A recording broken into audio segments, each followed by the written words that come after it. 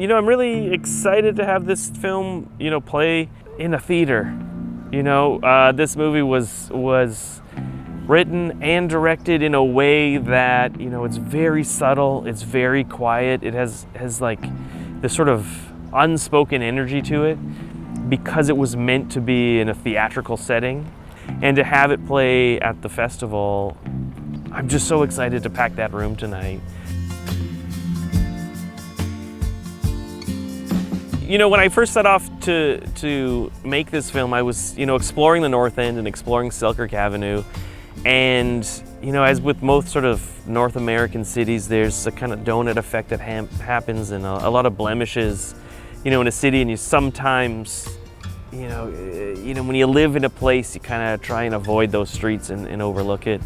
And I wanted to photograph the neighborhood as much as I could, and I did, and I went into all of the shops along the way, and the stories that were sort of told to me as I was experiencing it firsthand is what became, the script of Diaspora in terms of the multicultural, interactions that were there. Everyone who, operated a business came from somewhere else.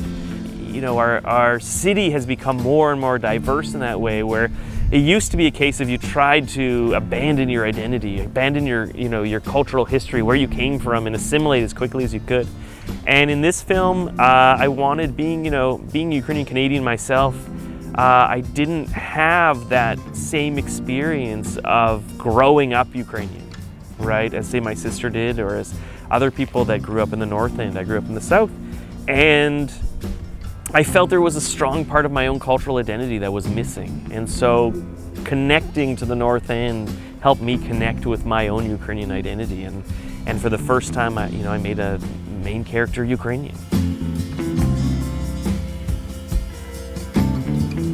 Everyone is different and looking for the same thing, right? And so you find this isolation and abandonment in, you're longing to belong to something.